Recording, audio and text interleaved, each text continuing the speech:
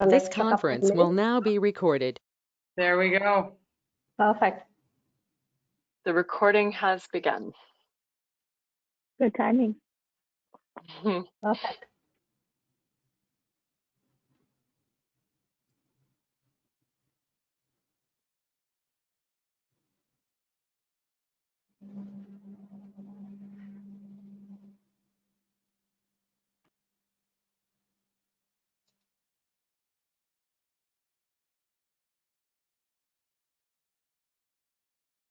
Okay, time to begin. Sounds great. Hello to all the viewers.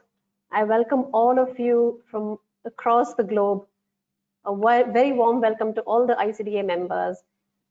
And we've had a very, very good response from all the member associations, and we had to close registration sooner than we expected. So thank you so much for your enthusiasm and interest in this program. On behalf of ICDA, I once again welcome all of you. One of the goals of ICDA has been for dietitian nutritionists to be recognized and employed appropriately in implementing strategies for sustainable food systems that promote healthy diets. So when Liesl Carlson's proposal on the very same theme was brought to the ICDA board, it was unanimously approved, and that's how the ICDA Sustainable Food Systems project began. I would like to introduce the workshop team to you. Request the presenters to wave out when I call out your name. So as presenters, we have Liesl Carlson. There she is. Edith Callahan and Haley Jenkins. Thank you. Liesl is a dietitian and assistant professor in the School of Nutrition and Dietetics at Acadia University in Canada. She co-chaired the Dietitians of Canada Sustainable Food Systems Leadership Team from 2016 to 2019.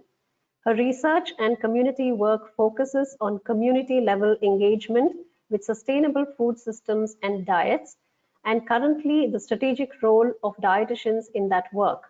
She has been working on the ICDA Food Sustainability Initiative since 2017. Edith Callahan is a professor of business strategy at the School of Business at Acadia University and the coordinator for the Acadia Environment and Sustainability Studies program. Her research focuses on organizational change for sustainability, with a particular focus on sustainable food systems and leadership for change. She has been working on the ICDA Food Sustainability Initiative since 2017. Haley Jenkins, who is not only a presenter today, but also will provide chat support, is a recent graduate of the School of Nutrition and Dietetics at Acadia University. Haley has been actively working on design and content for the ICDA Sustainable Food Systems Toolkit since 2018 through coursework and as a research assistant. She currently holds a dietetics internship position with Eastern Health in Newfoundland.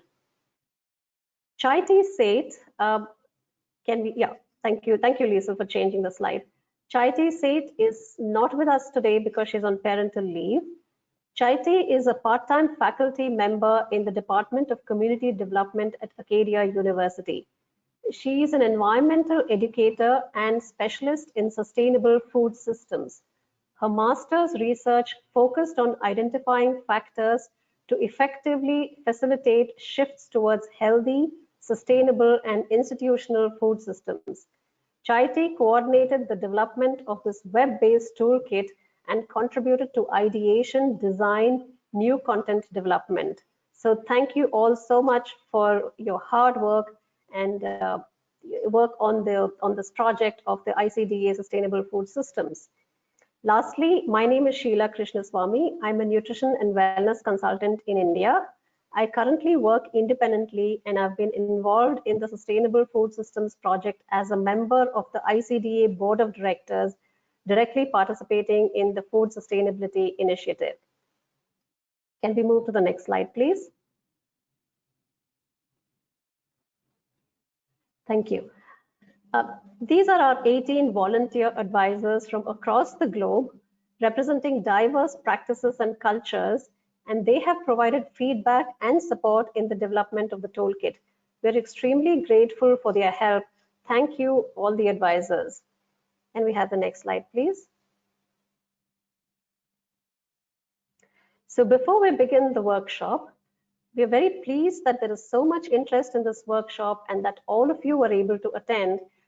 We were supposed to present this in a much more interactive format at the ICD 2020 that was going to be held in Cape Town, but unfortunately the current global circumstances have made this workshop virtual. The workshop will take about an hour and 30 minutes. So a few guidelines before we begin.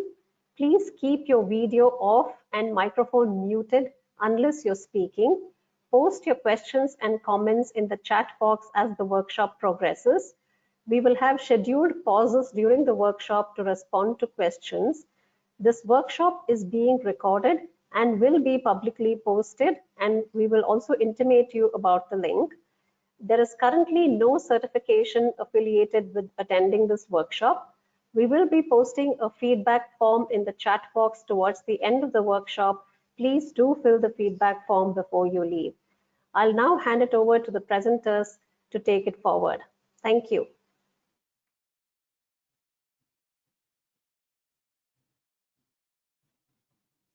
It helps if I unmute myself. Thank you, Sheila, and thank you everyone for joining our webinar today. So before we jump into the content of the discussion we're going to have, we wanted to share with you some of the expectations we have for the workshop today and invite you to let us know what some of your expectations are. So for this webinar, we would like to share some of our learning with you that got us to the point where we currently are. Of course, we want to share the toolkit as it currently is in its first iteration. We would like to receive feedback from you on the toolkit, either live during this webinar or afterwards. And also, most importantly, create enthusiasm about the toolkit and what we're trying to do with sustainable food systems. So what I would like to do is invite you to write in the chat room some of your expectations for the webinar this evening or this morning, wherever you are in the world. And during our first Q&A break, Haley will summarize them for us. So next slide, please. I'd like to start with telling you about how we got to where we are. This started for us in 2017-18 when the ICDA came to us and asked us to do an assessment of or gain an understanding of ICDA members' perspectives on what sustainable food systems are and their level of knowledge and comfort around sustainable food systems. So we embarked on a project to create this report that is shown here, and the link to the report is on the website slide, and Haley just posted a link to it. I won't summarize everything in the report, but we'll go over the vision of success that ICDA members had in relation to sustainable food systems, the barriers that they faced towards contributing to sustainable food systems, what ICDA could do to help support global dietitians, and also points of divergence. All of the opinions expressed in the next few slides are from the over 70 ICDA members who participated in this iterative conversation we had, and they were from 30 countries across the world. So next slide, please. We want to start off with talking about the vision of sustainable food system that participating members had in relation to sustainable food systems. And I'll just read it out. Sustainable food systems nourish all people now and into the future with sufficient, nutritious, affordable, tasty, diverse, culturally appropriate food. Such food systems support physical and mental health while preserving, promoting, and respecting the integrity of ecological and social systems. What we really appreciate about this vision expressed by participating ICDA members was its inclusiveness, and it seems like kind of everything is thrown in there, but we think that that is really what we're striving for in terms of sustainability in relationship to food systems. However, there are a number of barriers to trying to achieve this sustainable food systems in the world. And ICDA members identified 7 different barriers. Profits as priority and food safety were mentioned quite a lot. Profits, specifically when organizations are trying to maximize profit or get the most wealth out of land and look at food as more of a commodity than part of a community, that was seen as a barrier. Food safety, although of course it's important, some aspects of food safety seemed at odds with some aspects of food system sustainability. Differing trends among regions was also identified as a barrier, where there's no one size fits all, and sometimes there's lack of understanding between various regions in terms of what needs for sustainability are with respect to food systems. Food prices can be a barrier when they're too high or too low. If food prices are too low, of course, farmers don't get what they need to be able to do what they need with the land and practice sustainable farming practices, but prices that are too high inhibit accessibility. Environmental degradation reduces our ability to have food, sustainable food systems. Resistance to change in culture makes it difficult for dietitians working with institutions to make change. And then inclusive of all of these, there's finding common ground, which can be challenging when you're dealing with a global, a thriving global community of interested folks. So to address these barriers, participating ICDA members identified a number of supports. First, a vision of what sustainable food systems are was requested, which we have currently identified and will probably continue to grow and change. ICDA members were looking for opportunities for collaboration and networking, which we hope the toolkit will provide, as well as competence building.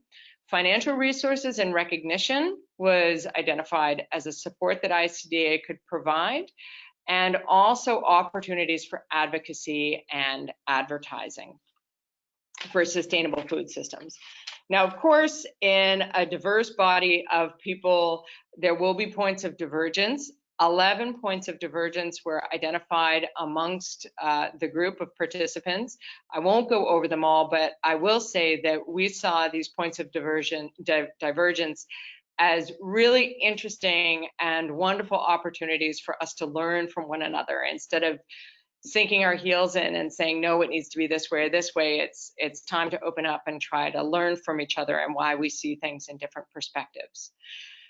So now I would like to turn it over to Haley to summarize some of the expectations for the webinar today. If you've been able to read, there's the comments in the chat room. And if people have any additional questions about what I've gone over, please feel free to put those in the chat room as well. Thank you, Edith. So we do have a couple that came in. Andrea specifically said that she's working on sustainable food systems and that she participated in a part of the process while this common ground was being built. And she really wanted to participate in the presentation of this final report. Penny has also said that they would like to learn dietitians' agreed position on sustainable food systems, including their position on animal-based foods, red meat, and dairy in particular. Thank you for putting forward these comments. Does anyone else want to share their expectations? You can go ahead and write it in the chat box.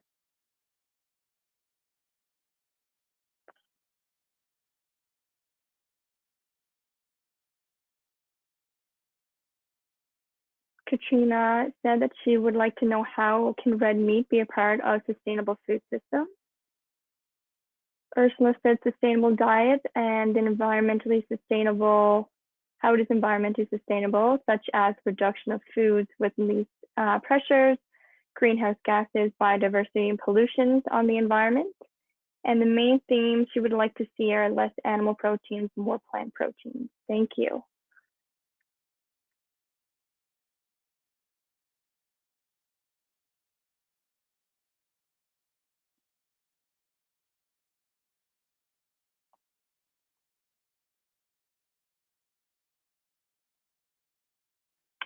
And how to buy in with other non-dietitian stakeholders, as dietitians do not work alone in food systems. Great. And can we define sustainability for individual countries based on unique climate? If I may jump in, Haley, these are a number of really, really great questions that I am like, you guys are just getting right to the meat of it. I have to say, oh, and here's one more, Argentina working on food sovereignty, and I think it's very interesting to include this concept while working on sustainable food systems, absolutely.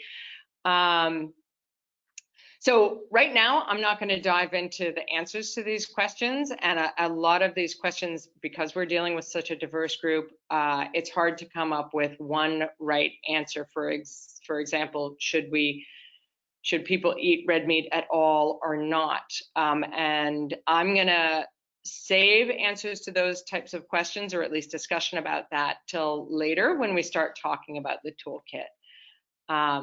Shall I move on, Haley, to the next piece?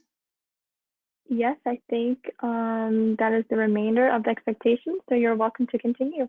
Thank you. All right, thank you, Haley. So before I turn it over to Liesl to start talking about the toolkit itself, I want to tell you a little bit about our process in developing the toolkit. As I said, it began in 2008. This was in response to ICDA member expression of need for this sort of toolkit. So we were really responding to a request. We had 18 fabulous members, ICDA member volunteers that went through 2 rounds of review of our toolkit.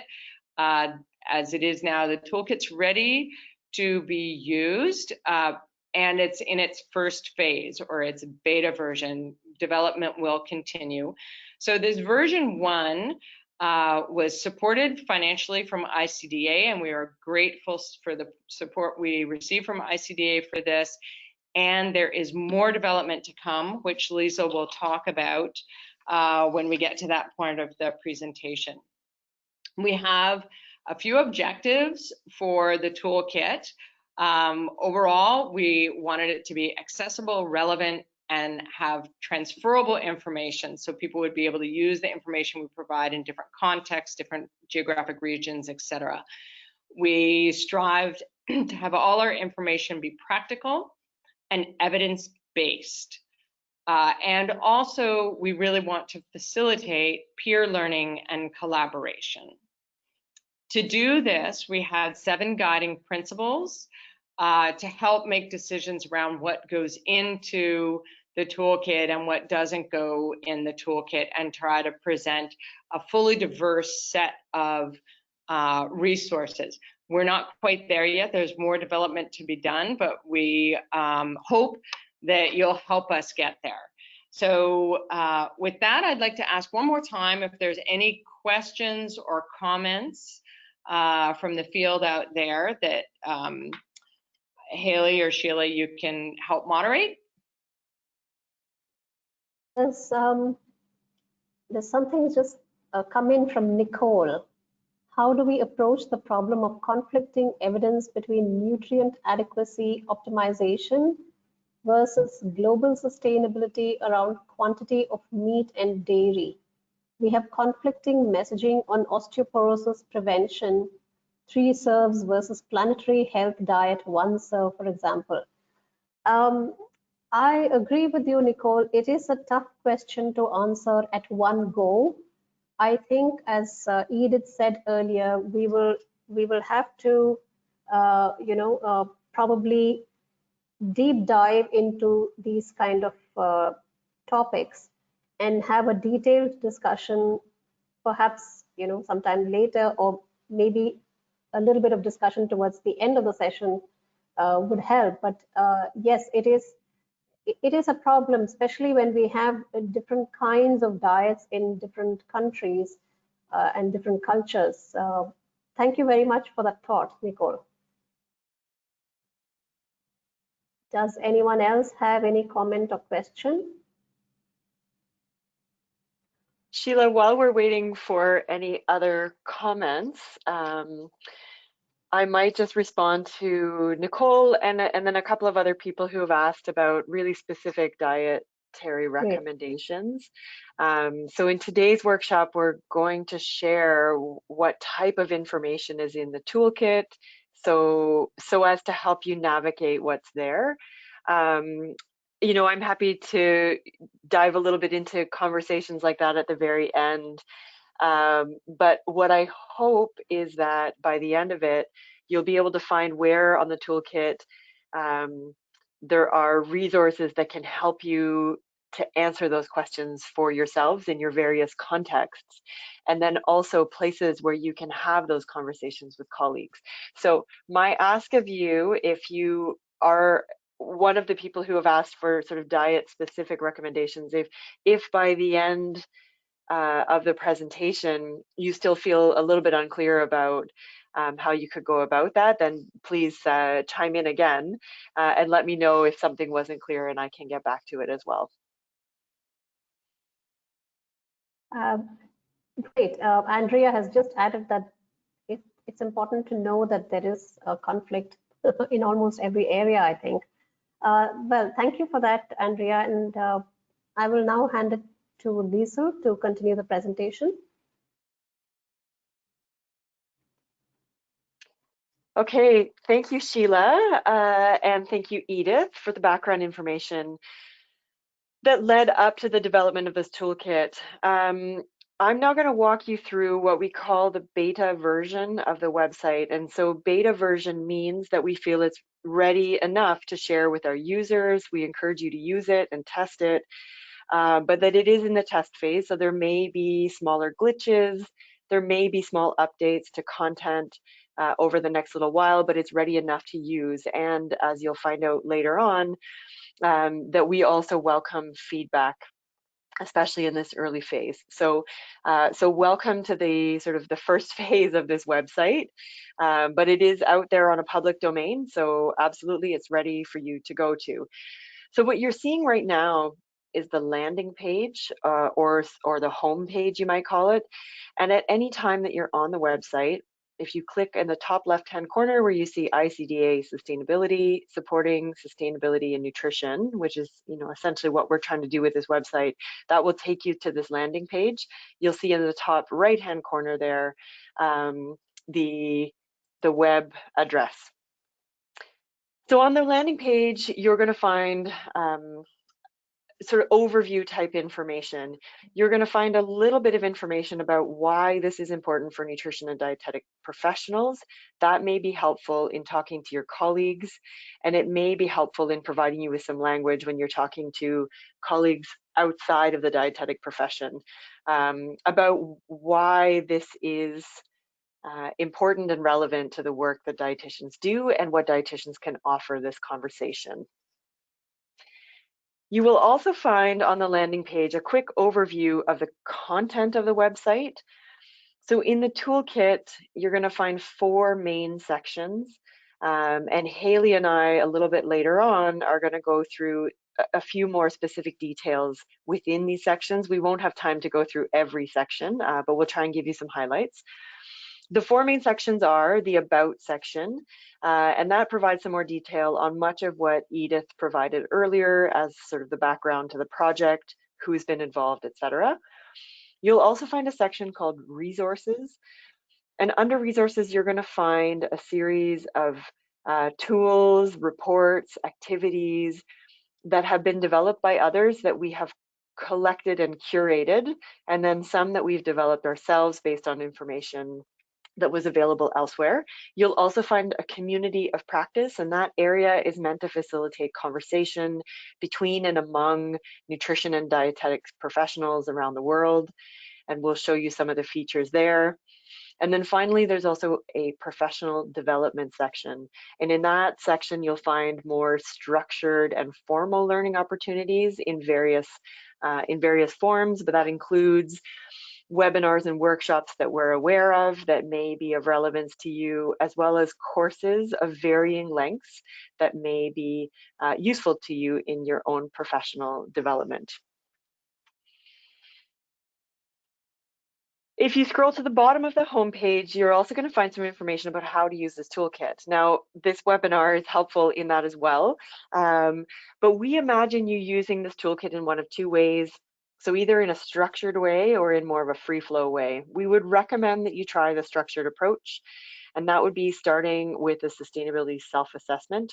If you look to the right-hand side there, you'll see a quick link to it. It's also under the professional development section.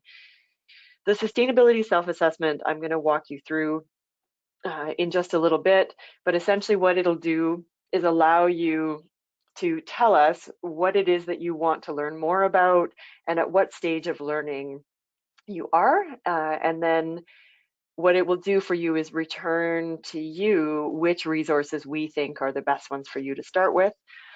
We would then recommend that you start with the learning module that gets suggested to you, as well as any suggested resources, again, that come as a part of your sustainability self-assessment. After spending some time with those resources that are recommended, you might want to then participate in the community of practice. So that could be in one of two ways. It could be about sharing a story that you have, and we'll show you how to do that a little bit later on. Or it could be about entering into the forum and asking some questions about your specific context. Some of the questions that came up earlier would be great examples of questions that you could bring up on the forum and then get feedback from your peers. Others may want to do something that I would call free flow. So enter the website, browse the resources by relevance to your practice, and those relevance can be sorted by roles, by activities, by regions, and then in some cases by topic. So almost all of the website can be searched by those four, we call them tags or sorting system. It also has a search function the way that most websites do. So you can search for key things that you're looking for. We have a glossary that you can refer to as needed. So as you come across resources, if there are terms that are new to you, you can directly refer to the glossary. And then we would, like I said before, encourage you to connect into the community of practice, ask questions, share stories, etc. And for regardless of how you're working your way through the website, periodically check back into the professional development section where you may find updated webinars, workshops, or courses that are going to become relevant to you over time. So I'll show you briefly what is on the sustainability self-assessment. But before I do, I'd like to give credit where credit is due. So Haley, who's going to speak with you soon, really led the development of the self-assessment with feedback and information from our team and also from our IT specialist. What we're hoping is that the sustainability self-assessment allows you to navigate this site so that you don't have to spend as much time sifting through everything that's there, but that we can recommend what we think you should start with. However, it's also really important for us because it allows us to track which resources are most useful, what type of resources people are looking for, which ones they're actually using and viewing, etc. So it allows us to sort of collect regular user data. So, you know, we would recommend that you do start with this and just know that it is really helpful for us if you do fill it in. You can fill it in multiple times and I'll show you. So the first question you're going to come across allows you to sift yourself into a stage of learning, if you will. So you can sort yourself into one of three categories. The first one is that you feel new to the topic and you want to learn more about sustainability. The second one would be someone who feels that they know a fair amount about sustainability. They feel confident in that knowledge, but are looking for resources to help them connect that knowledge to relevance to their day-to-day practice. So how is sustainability relevant to nutrition and dietetics? And then the third category are those who feel really confident and competent with sustainability information and why it's relevant, but are looking for support in how to implement that in practice. The next question you'll come across allows you to select which topics you want to learn more about. So sustainability is a huge field. And so it might be that you feel confident or competent in some areas, but there are still others that you want to learn more about. You'll see on the left some topics around socially sustainable food systems, and on the right some topics around environmentally sustainable food systems. You can select them all, but know that you will then end up with a lot of recommendations. It may be more useful for you to click on the ones that you want to start with or that you feel that you need the most support with. And then also know that we don't have an equal number of resources and supports for each of these topics, but that will grow and change over time. The third thing we're going to ask you about is what you're interested in with respect to your professional role. So it could be that you're looking for support for a particular challenge that you're having at work.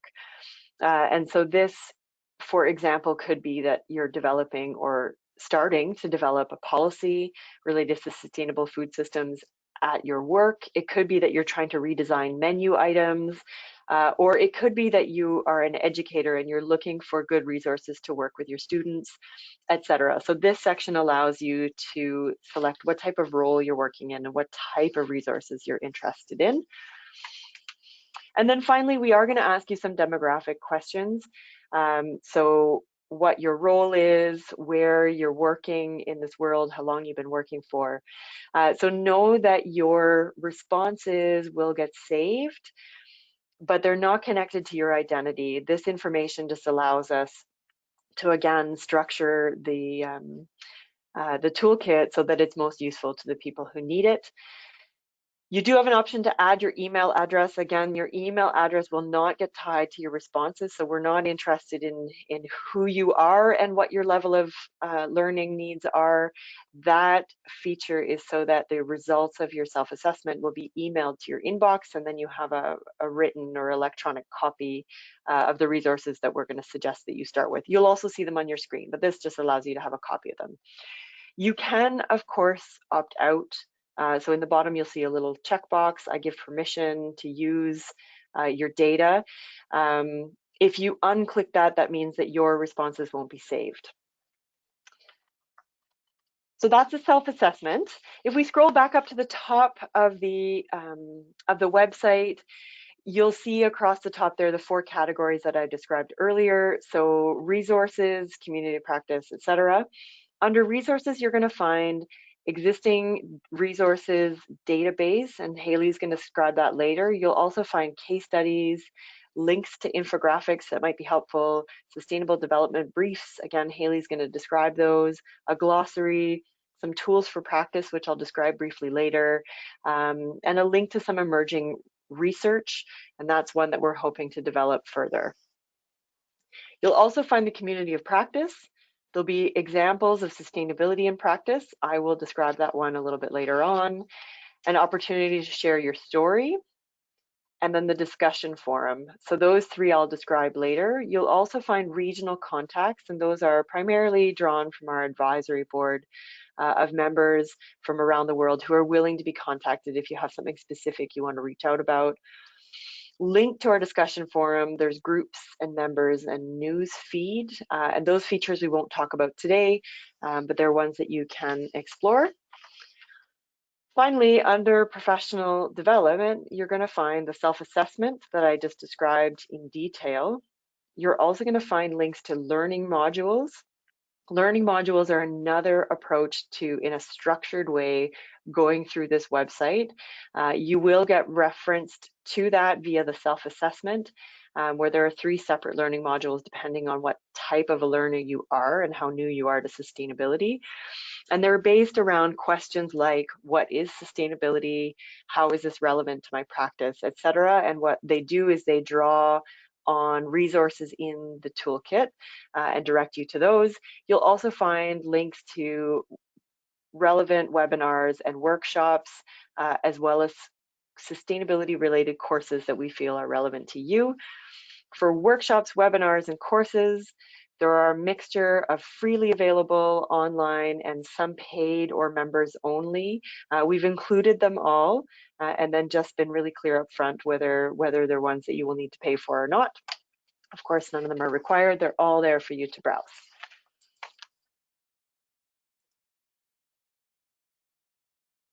Okay, so I'm going to turn it over to Haley, who's going to go through a couple of the different resources that we have. Perfect. Thank you so much, Liesl. So to start, we're going to start with the existing resource database, which can be found underneath the resources tab at the top of the screen. If you do have this website open in a separate link, you can feel free to follow along and try out some of the things that I'm going to be discussing. So the key component of the website is where you can find a rich variety of diverse external resources that touches on different roles and activities of dietitian nutritionists, different topics surrounding both social and environmental aspects of sustainability, as well as resources based around your geographic region. So when you actually take the self-assessment, as Liesl mentioned earlier, this is where majority of the resources will come from in your results. And I will note that on every page that you do click on, there will be a brief summary at the top, just like you can see here, about what you can find on this specific page. You can go to the next slide, Liesl. Thank you. So when you scroll down, this is what the resource database looks like. It is columns and a list of all the resources. And at the top of the screen, you can see a heading called tags.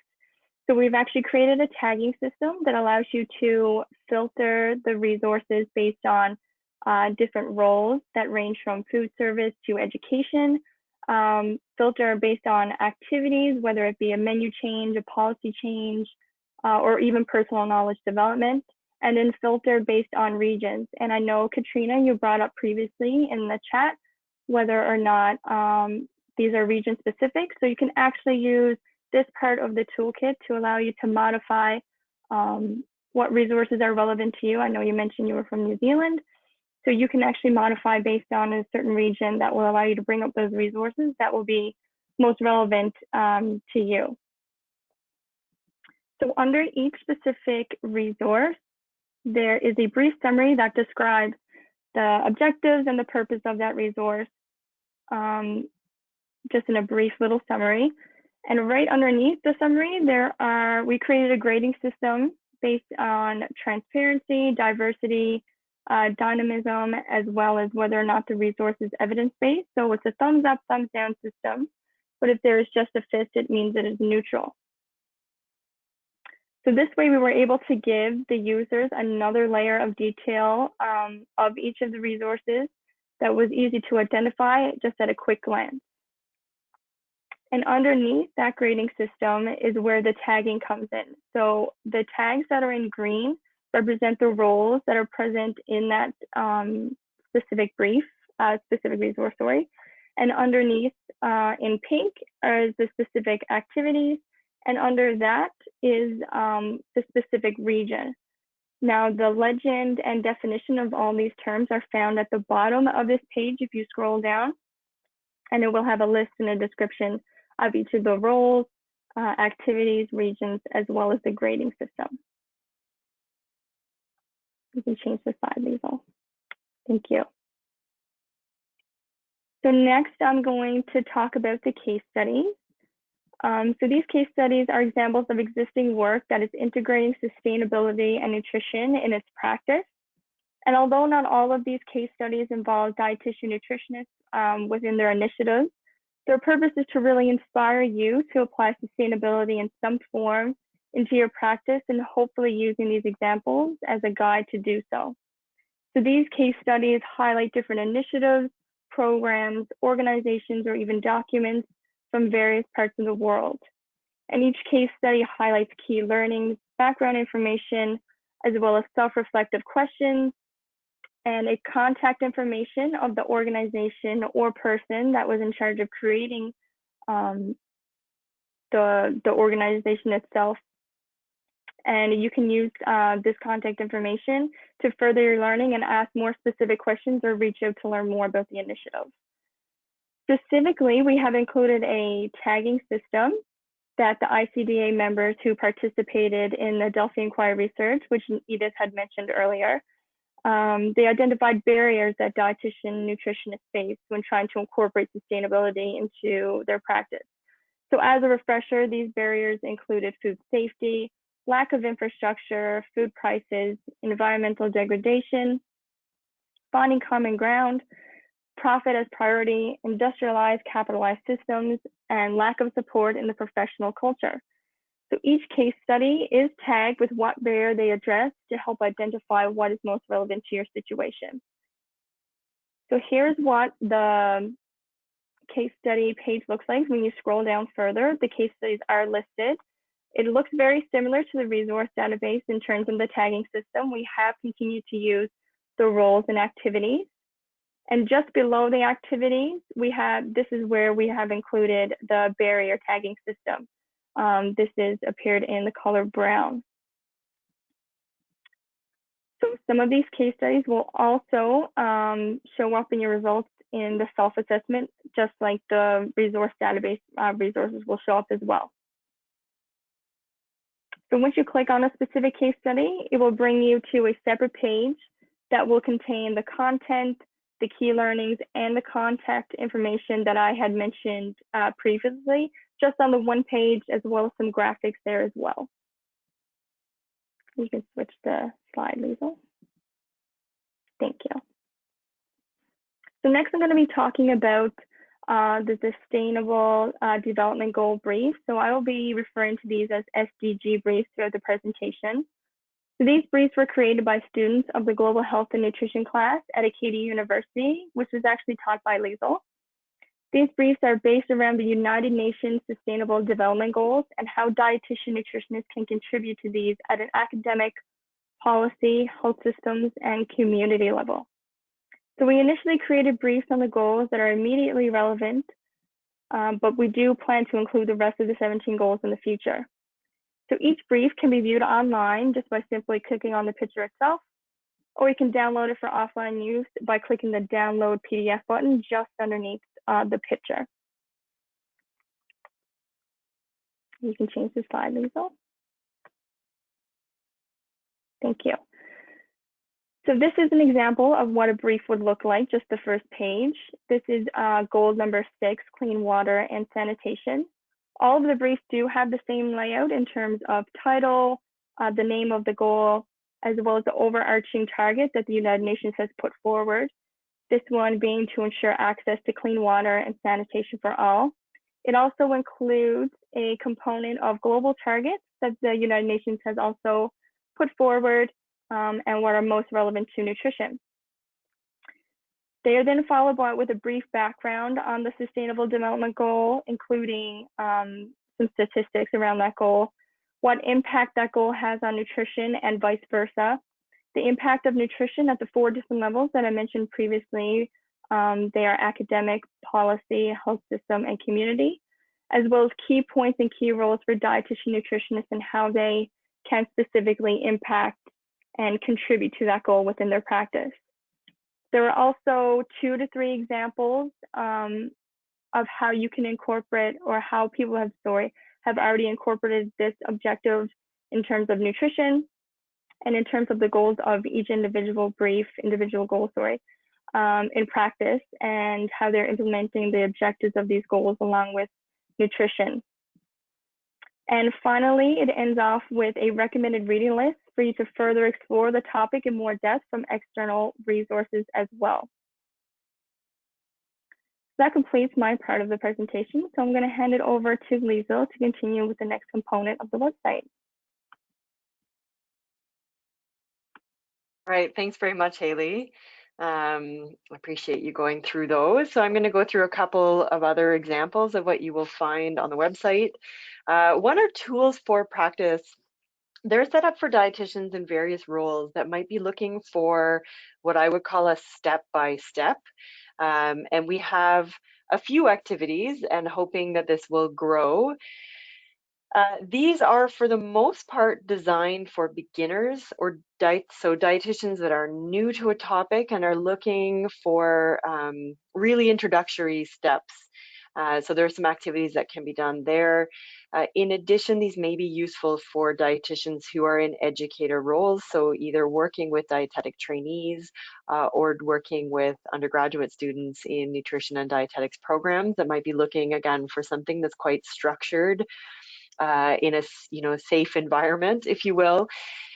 We would welcome you to take them and adapt them to whatever context you're in. In some cases, we've borrowed these activities from others that are freely available online, and so we just ask that if you do adapt them and share them, that you give credit to the original sources. Some of them can also be used at various different levels, so they could be used at a very sort of beginner level, and some of them can be used at much higher levels. So Great Meals for a Change is an example of one that can be used at a lot of different levels. So again, those are really meant to be quite structured learning approaches. If we move out of the resources section and move into the section of the website called Community of Practice, at the very top, you'll find something called Examples from the Field or Stories from the Field. And in this section, what you're going to find are stories from colleagues. We have a couple of examples here. So virtual nutrition clinic in Taiwan, promoting sustainable diets, Swedish dietitians working to reduce food waste. And so these are short stories that describe activities that dietitians and nutritionists from around the world are working on.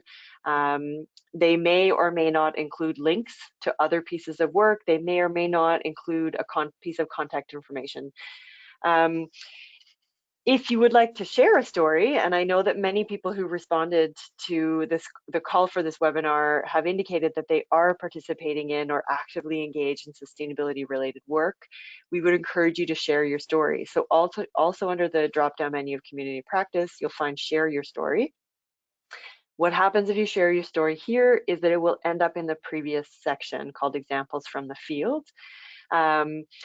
We do need you to submit your email address in order to submit a story. Know that your email address will not be publicly displayed, and nor will it be linked to your story, except for those who have administrative rights to the website.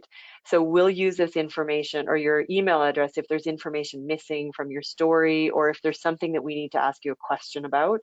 So that's the only time that email will get used. We encourage you to give it a really descriptive title so that as stories accumulate, that it's very easy for users to see whether that story is going to be relevant to them. So maybe use some keywords in the title about what you're doing or what topic you're tackling. So food waste, for example. Maybe it's something related to a setting that you might want to include in there. Maybe you might want to include the words, or institutional food or something. And then if you think it's relevant, what region you're working in. So again, a descriptive title just really helps people to understand which one is going to be relevant to them. So we encourage you to share your story. In our last workshop, about 8 hours ago, we had a number of people at the end of the workshop who shared some stories about things that they're interested in. And so hopefully we'll start to see some of those show up in the Share Your Story section. Sometimes you maybe don't have a full story to share, but maybe you either have a question that you want to ask of your colleagues, or maybe just a small tidbit to share, something that came across your desk and you think others might be interested in it. That's more appropriate for the forums section. So if you go in under forums, you'll see a general discussion forum there. And so that allows you to go in and then post your question. For this section, you do need to sign in or create an identity. And for that, we can't necessarily protect your identity. So if you want to participate in the forum, then you'll create a user ID, and that allows you to participate in some of the other pieces I talked about earlier. So things like creating groups to create sort of sub-clusters of conversation, that will be in there. So this is a great place for you to have conversations like conversations about recommendations around seafood or meat and those trade-offs between health and sustainability, especially environmental sustainability. So this is a great place to tackle that. The answer to that question may be very different in Canada versus India versus New Zealand, etc. So this is a great place to tackle that with colleagues in your area. So we have been very grateful for the support that ICDA has given us to date. Our current toolkit that I've just described to you is relatively stable. We will periodically update it as new resources come our way. ICDA has also committed to 1 more year of funding for this project, which we hope to use to create a more interactive and more living toolkit that responds to the users in a more interactive way. So some of the examples of things that we've proposed and are hoping to work on over the next year are an emerging research section, so that we are more actively collecting and annotating emerging research, creation of our own webinars to tackle some of the questions that we have, like those practice-based questions that we talked about earlier, translation to more languages. We recognize the limitations that this is a very English dominant website, and that translation would make it more accessible. And then also having a moderator who can work on the community of practice section to keep conversation flowing, and to be able to moderate what content goes in and what might need to be checked. Right now it is a sort of it's up to the users to define the community.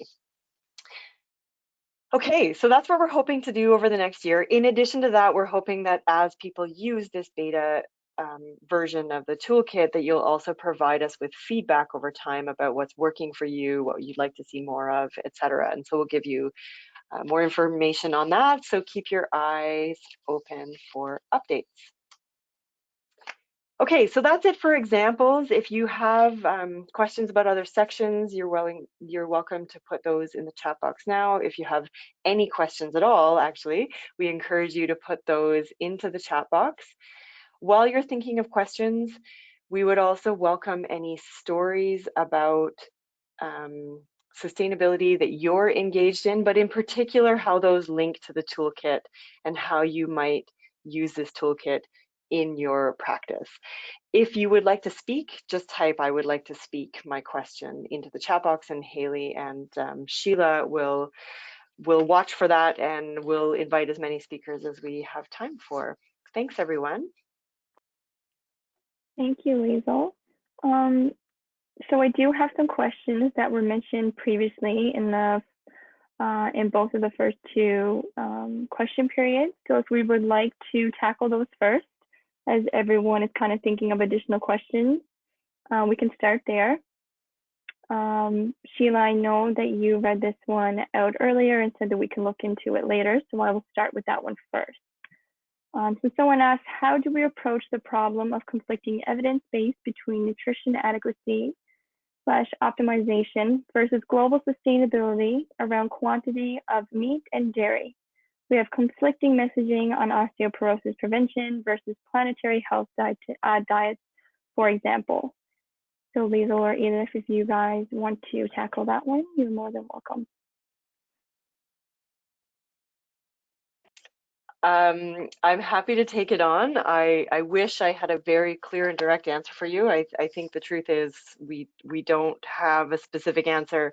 I think what I can offer instead are 2 things that relate to a way of thinking about a question like that I think dietitians are really equipped with skills to do. It's just slightly different information that we're working with than may or may not have been part of your training. I don't want to make assumptions about the curriculum around the world in terms of how people are trained, but in general, dietetic training tends to focus very much on health and on food, so on human health and food, and not necessarily on social and environmental systems. So, in absence of saying yes, no, or this or that, I would direct you to the learning modules. Now, in the learning modules, you'll see a series of resources that allow us to answer questions like, what is sustainability?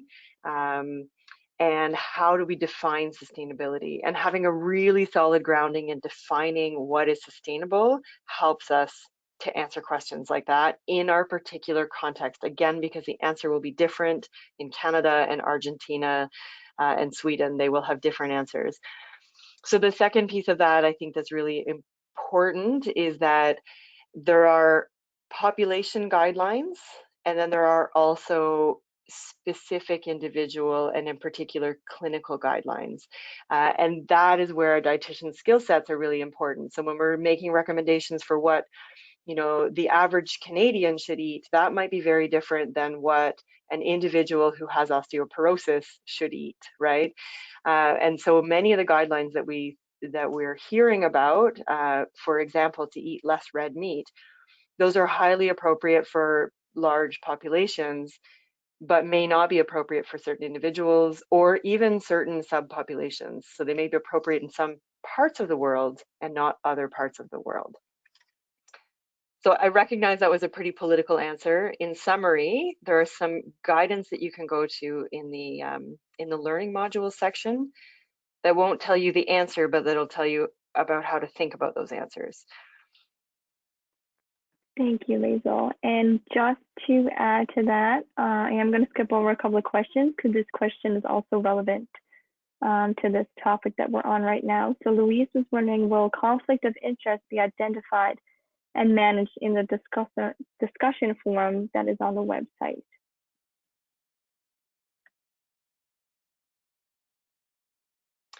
Yeah, I can take that again. So this wasn't the question, but I'll add it anyway.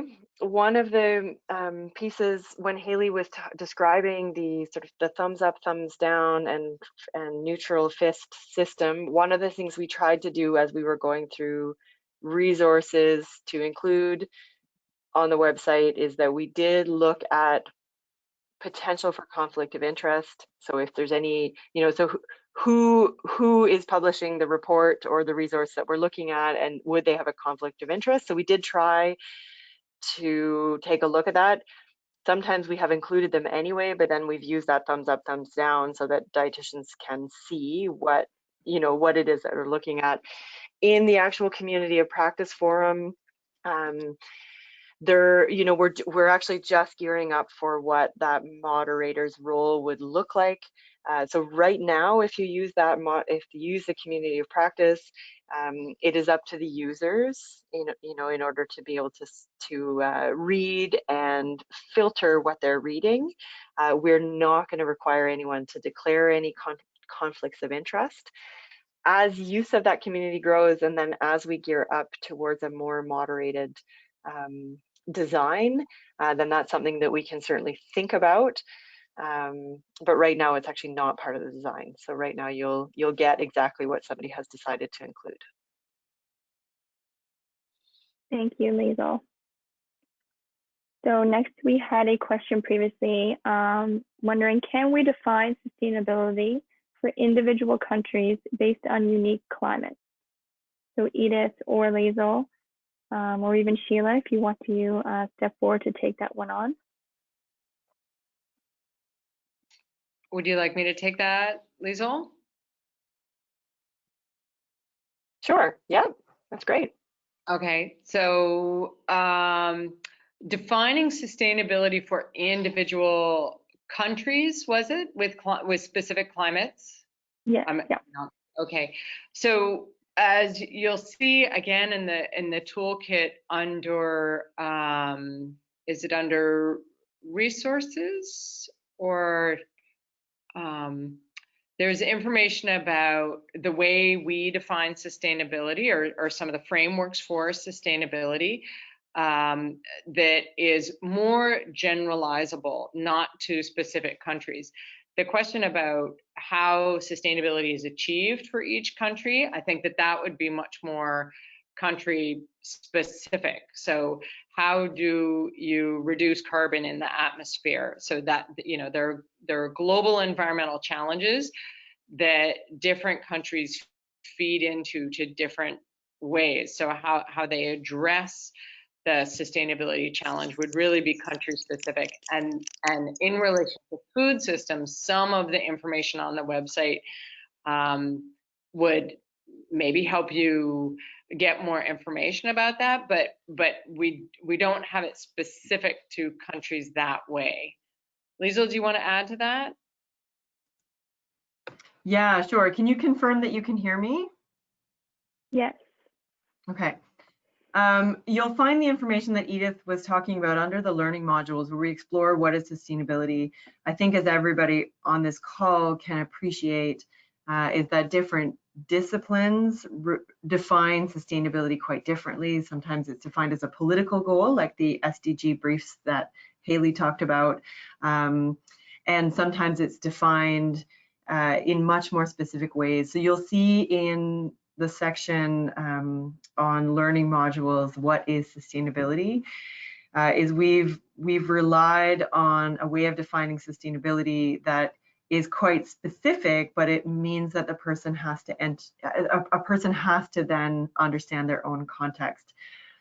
You can imagine that it would be impossible to say what's going to be most sustainable in Canada. Again, is going to be the same as which dietary behaviors or food system approaches are going to be in another country. So I think that to answer the question, no, we can't define it in the same way as per actions, but we can probably, but what we've tried to do is define sustainability as a set of parameters or a set of guidelines that you can follow, and those can be applied across different contexts. It's just the how you do it in different contexts that are going to be different. Thank you, Liesl and Edith. So another question that we had previously was how to buy in with other non-dietitian stakeholders, as dietitians do not work alone in food systems. So if anyone would like to step forward. Yeah, I can take it on. And so please let me know if I'm understanding the question incorrectly, but I think what I'm hearing is a question about, you know, how do you take your role as a dietitian in this and then work with other disciplines? I really enjoy this question, and I think it's a good one because dietitians don't work alone, but who they work with depends very much on where they work, right? So some dietitians are working in clinical settings and they're working with other types of health professionals. Some are working in the community and they're working with non-health professionals, but other types of disciplines and expertise. I think a key piece of that is understanding how it's relevant to the work that you do and being able to articulate really clearly how sustainability is important to your role, so nutrition and health and you know, whatever that looks like in your particular workplace, but then also how what you do with respect to nutrition and health, or you know, whatever your role is, how does what you do then contribute to sustainability in a much broader way? So, you know, being able to translate. One of the things that we really hope that the website will do is give people a common language, which was one of the barriers that Edith described earlier, that again had come from ICDA members, is finding a common ground, finding a way to describe sustainability, finding a way to articulate how it's relevant. Then from there, I think starting with being confident as to how it's relevant to you and then what you have to offer, how what you do can make something more sustainable. Then I think it's about just reaching out. So start conversations about this topic, ask people questions, be really open to what they have to say. And then, you know, one of my colleagues here in Canada, it gave me probably some of the best advice about this. She said, sometimes you actually have to just invite yourself to the table that you may not otherwise be invited to. And so that's, you know, that can be a really uncomfortable place for people to put themselves in. But I think sometimes it is also about advocating to others as to why you need to be at a particular decision-making table. Now, it may not be an actual table, but maybe there's a group of decision makers who have a common goal around something, and it may be about advocating as to why you need to be there. So hopefully that answered the question. I want to add one thing to that, Liesl, and I really also appreciate this question. This is Edith talking. And one thing I would like to see developed in the case studies is case studies around exactly this question. How did you, in your role as a dietitian, influence an organization or an institution that you are working with. So yeah, just what were the policies that you needed to implement? What was the processes you went through? So I'd love to see these come alive in our stories and turn into case studies so we can all learn from one another more. I will also add one resource which is not under our resources section, but is a person under our regional contacts. So a Canadian dietitian named Roxanne Wagner has done some really interesting work around what she calls building your case. So how to describe a sustainability goal in other, maybe I can call them languages. And so one of the things that she's been able to do is really successfully integrate sustainability into much of her dietetic work without talking to people about biodiversity or greenhouse gas emissions or social justice or sovereignty or any of those things that we would sort of consider the regular language of sustainability, but rather to describe the goals in terms of their financial outcomes, rather to describe the goal in terms of the efficiency, the decreased food waste, etc. So how to translate your work into the language and the values of the person making the decision. So the person that you're trying to speak to about what you're doing. So again, it's Roxanne Wagner, and she has a link to her website there where I think she has some resources or is starting to develop some resources around building your case. Thank you, Liesl and Edith. Those were great answers. So the next question we do have is, how can red meat be a part of sustainable food systems?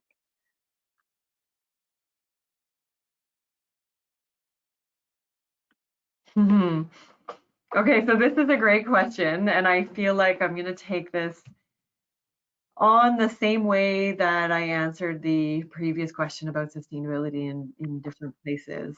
You know, this webinar is not set up to provide specific food-based guidelines. And that's not to say that the question's not a good one, but if I say one thing, it will be relevant to some people in this room and not relevant to others. What I can say is that as a dietitian is that you need to really dig at what information is available in your region. So there's been a lot of pushback, for example, in Canada from dietitians who are saying, but the global statistics that underpin global recommendations to decrease meat are different than how meat is produced in Canada. And that is going to be true in all countries. So global recommendations to reduce meat consumption, which we've seen through things like the Eat Lancet report, the planetary health work. Those recommendations, again, may not be based on data that's true of your region. So as a dietitian, you need to go and find what information is available in your region. So those recommendations are primarily based on the fact that red meat has a higher greenhouse gas emission, it has higher land use, higher energy use, some impacts on biodiversity, but that's generally not what that data is, or not what the recommendation is based on. And then it also links to the WHO or the World Health Organization recommendations around decreasing red meat and processed meats because of their links to certain types of cancers. And so again, as a dietitian, it means that if we don't have access to different data from our country, then we have to rely on what's available from global databases, or we can look at what's available within our country.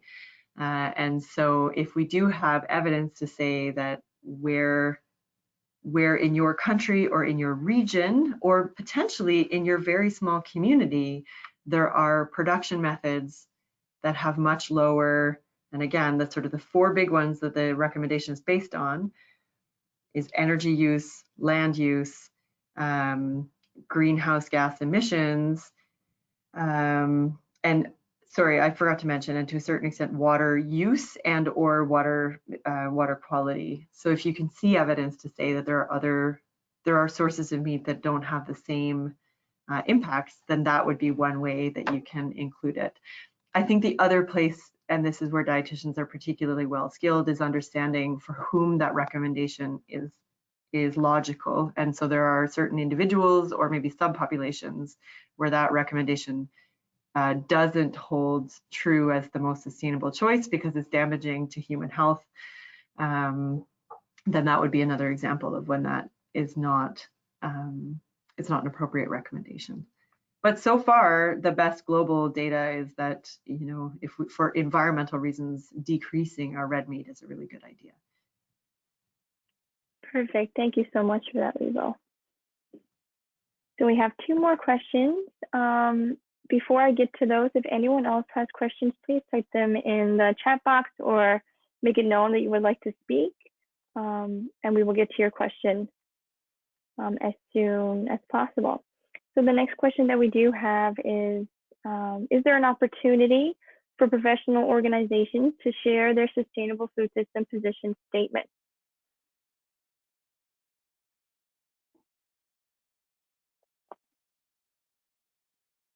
Sorry, Haley, can you read that again? Something happened to my sound. Sure. Is there the opportunity for professional associations to share their sustainable food system position statements? I think that's a great idea. Yes, please. So we have included the ones that we were aware of. So the Italians, there's some preliminary work coming out of, you know, Australia. There's a position from the UK. There's a couple of more what I would describe as role-based work from the US and Canada. So yeah, absolutely. So I would strongly recommend that if your association has a position statement or role-based or policy-based work around this, that would be a fantastic thing that we would love to share.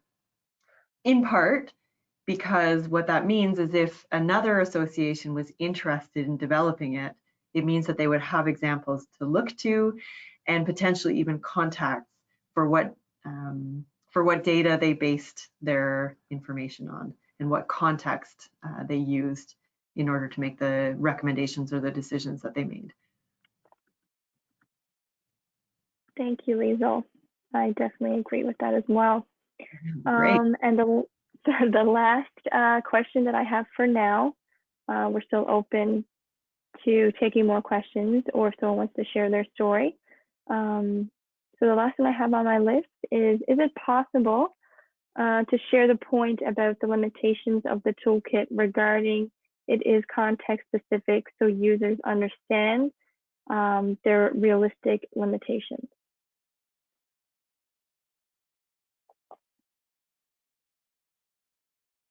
Yeah, I'm just processing the question. Mm-hmm. So Edith, if you have a different understanding of the question, you know, jump in. I think what I'm hearing is to put almost like a disclaimer on the website to say that these resources are context specific. I think it's a good one, and I think as a team we can certainly consider it. There are some places where you'll see that type of information, where we're encouraging users to be actively engaged in evaluating what they're reading as well. And so we have tried to provide some information that allows you to allows the reader or the user to see how we've evaluated it. But we've tried really hard to keep that to a minimum. What we're hoping is that this can be a repository of information where we make it clear what region it's related to, what type of role it might be related to, but really that it's up to the user to then critically analyze the data and understand where the data comes from, et cetera, just as we would do every day in our practice as nutritionists and dietitians. So I think it's a really good conversation. I feel like we can certainly bring it to the team, but what we don't want to do is absolve the user from also being able to critically evaluate their own information and context. So if I've understood the question incorrectly, or if you have something to add, Edith, you're welcome to jump in. I of course can't speak to whether you understood Ruth's question exactly, but that is basically the same interpretation I have of it. I think it's probably a good idea for us to think about putting a space on the website that explains the limitations of the website as we see them. Of course, there may be others that we don't understand or we're not seeing yet.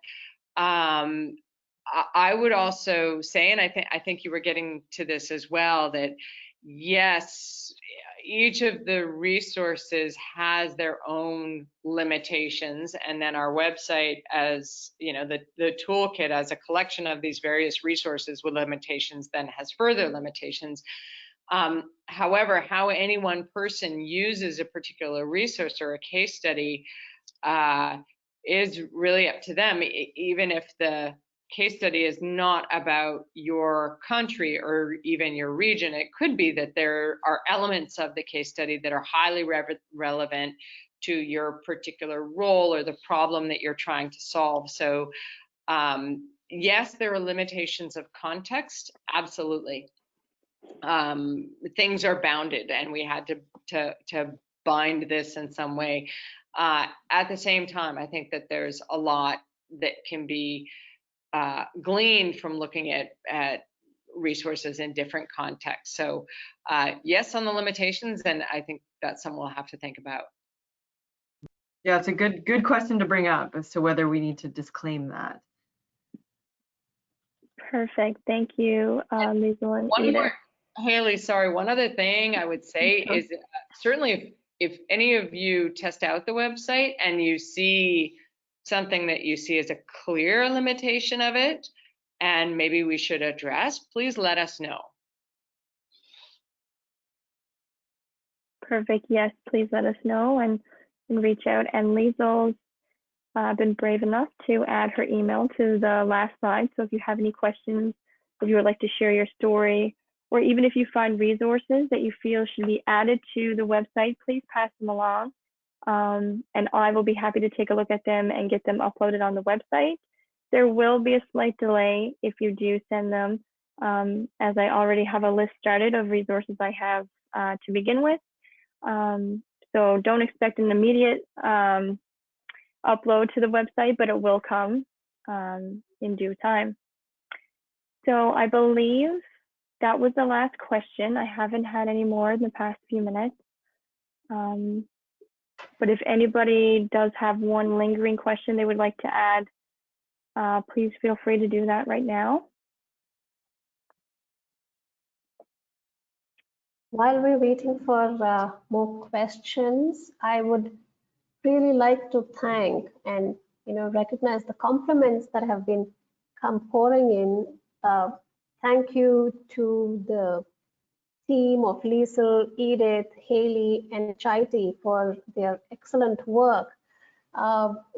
Plenty, I think, starting from Katrina to Lisa, Gladys. She even liked the Singapore Gardens picture in the slide.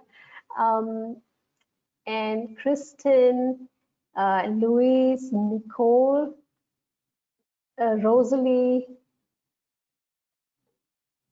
Thank you so much, all of you, for your kind words. Ruth, so yeah, Ursula, all of you have given fantastic compliments. Thank you so much for your kind words, and we're so happy that you can use this in different ways, maybe in teaching, in practice, in disseminating information. And one of you has also said that, I think Nicole has said that you're commencing the development of a position statement on sustainable food systems for Dietitians Australia. And we have some momentum building, and this toolkit will be excellent for this also. So I think this toolkit is going to find a number of ways of use in different countries. And this is really wonderful to know. Thank you so much. Yeah, so we're waiting for that last couple of questions that might come in.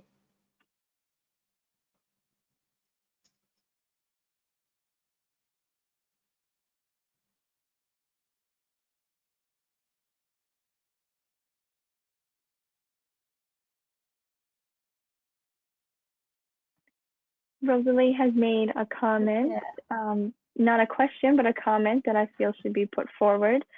She said that I integrate sustainability into my practice by recommending the use of predominantly local and whole foods in the diet. As a regional dietitian who supervises 4 hospitals, we utilize whole local foods. That is amazing, Rosalie. Thank you for sharing that. Okay, the dietitian from Nigeria, Motunrayo, I'm sorry if I'm not pronouncing your name properly, but thank you for the compliment. You say that you have really learned a lot from this, and thank you, and hope you can use the toolkit when you get back to your work. Oh, New Zealand dietitians are proposing an SFS position statement too. Thank you for that information, Penny, and I hope you'll find the toolkit useful while writing the position statement. Yeah, Penny and the previous participant as well know that there are some examples on the website, so you'll see what some other countries have done in order to work on this. And you'll also find that show up in one of the learning modules as well as you start to get into the practice-based questions. So a comment to Rosalie Brown, who shared the story that Sheila read out earlier about working in 4 regional hospitals and using whole local foods. So Rosalie, I would encourage you to take your story and expand it with a little bit more detail and include that in the share your story section if you're willing. You know, some information about how you do that, what country you're in, and it doesn't have to be a long story. They're usually sort of at 1 to 2 paragraphs. But imagine writing the story for someone who's new and is in a similar position and would like to be doing what you're doing. Enough information, maybe even links to resources that you use. Those are the types of things that are great for your colleagues around the world, and in particular those who work in a similar region to where you're working, Rosalie. If you can share that, then other people can then take a look at that for inspiration and maybe even glean some ideas as to how you got started and what they can do. So I would encourage you and others who are still listening, if you have a different story to share, please do. Gladys has just posted that there's something called Global Green and Health Hospital, a project under Healthcare Without Harm. They have a sustainable food system series pertaining to COVID period. That should be very interesting. And Haley, I think you've responded to that saying that you will add it to the list. Thank you, Gladys, for sharing that information.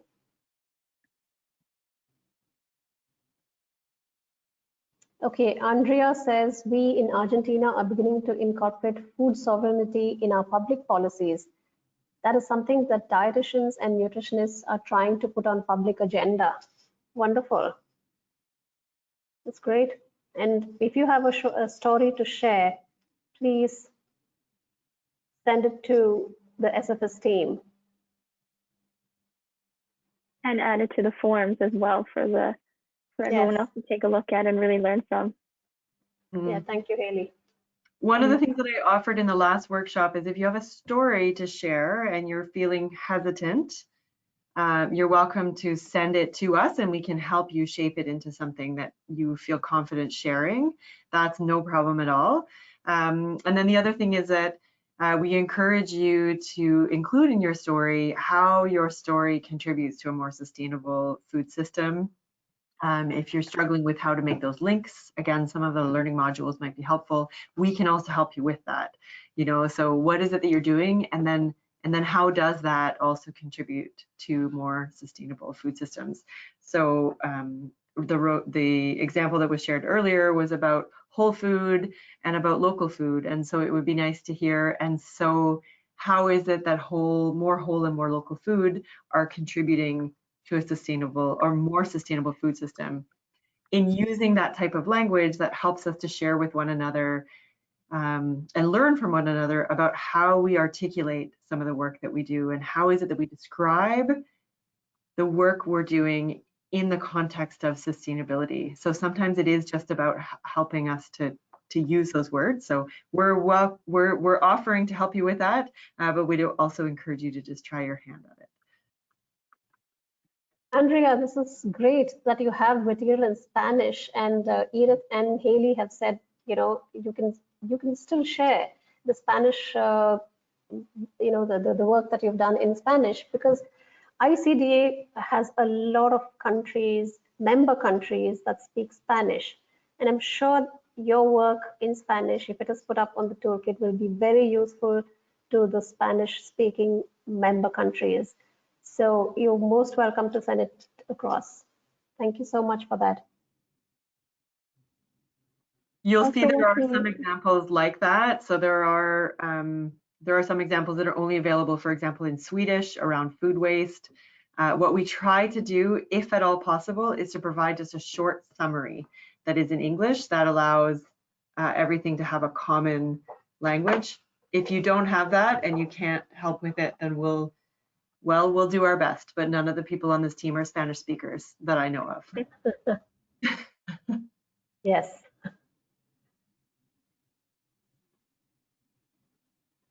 Okay, so I guess there are no more questions or comments coming in. Would any of you like to say anything before I wrap up? Not I. I would just like to say thank you everyone for joining the session this evening. I know for some people it is very late, including myself, and for some people it's also very early. So thank you for really taking the time and contributing to the conversation. It was great to meet everybody, and I hope that these connections and these stories and these conversations continue throughout the website, and you spread it throughout your community as well. So thank you very much again. Thank you, everyone for joining in. Thank you so much. We will be sending the feedback link on email to all the participants. So we hope to get feedback from all of you. Haley has just pasted the feedback link here too in the chat box. So it's just 4 questions. So if you can quickly fill out the feedback form here itself before leaving, that would be great. Otherwise, you will get an email with the feedback link.